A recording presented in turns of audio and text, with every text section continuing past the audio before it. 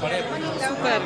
பாய் படம் நல்லா இருக்குங்க. கொஞ்சம் நல்லா த்ரில்லியாக இருக்குது. ஃபர்ஸ்ட் ஹாஃப் வந்துட்டு ஃபஸ்ட்டு வந்து கொஞ்சம் ஒரு மாதிரி போரிங்காக என்ன இப்படி இருக்கேன்ற மாதிரி போரிங்காக இருந்தது. ஸோ ஆஃப்டர் இன்டர்வலுக்கு அப்புறம் ரொம்ப இன்ட்ரெஸ்டிங்காக இருந்தது. படம் நல்லா இருந்தது. அவங்க சொல்ல வர கான்செப்ட் என்னன்னு பார்த்தீங்கன்னா, இப்போ பாம் பிளாஸ்டிங் பற்றி தான் போயிட்டுருக்காங்க. ஸோ ஆமாம், கோவையில் அடிக்கடி நடந்து நம்ம பார்த்துருப்போம் இல்லையா? ஸோ அதை பற்றி அந்த ரிலேட்டடாக போயிருக்காங்க. இன்னொரு விஷயம் அவங்க சொன்ன ஒரு ஸ்ட்ராங்கான விஷயம்னா, இந்த பாம் பிளாஸ்டிங் ஒரு பக்கம் சுயநலமாக சில பேர் ஸ்லீப்பர் ஸ்லெஸ் பண்ணாலும், இன்னொரு பக்கம் பாதிக்கப்படுறது வந்து குழந்தைங்கன்றது வந்து ரொம்ப ஸ்ட்ராங்காக சொல்லியிருக்காங்க. ஏன்னா பேரண்ட்ஸ்லாம் அந்த குழந்தைங்க அனாதை ஆசிரமம் அந்த மாதிரி தானே போவாங்க. ஸோ சொல்ல வந்திருக்க அந்த கான்செப்ட் ரொம்ப நல்லாயிருக்கு. படம் நல்லாயிருக்கு. படம் பேர் பாய், நல்லா தான் இருக்குது. ஹீரோவோட ஆக்டிங் சூப்பராக பண்ணியிருக்காங்க. அண்ட் அந்த வேலைக்காரி செம்மையாக நடிச்சிருக்காங்க. அது மட்டும் இல்லாமல் பார்த்தீங்கன்னா ட்விஸ்டிங் இருக்குது இந்த படத்தில்.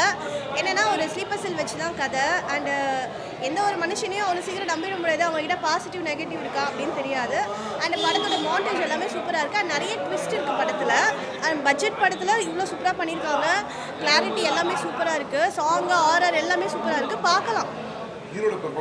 ஹீரோ செம்மையாக பண்ணியிருக்காரு. ஹீரோ நல்லா நடிச்சிருக்காரு. ப்ளஸ் அந்த வேலைக்காரியுமே நல்லா நடிச்சிருக்காங்க. அந்த டான்ஸ் எல்லாமே அந்த படத்தில் என்டர்டெயின்மெண்ட்டு அப்படின்னு பார்த்தீங்கன்னா, விறுவிறுப்பாக போகிற டைமில் அந்த வேலைக்காரியோட காமெடி கொஞ்சம் நல்லா இருக்குது. அண்ட் பார்க்கலாம், எல்லாருமே கண்டிப்பாக வந்து பாருங்கள் படத்தை.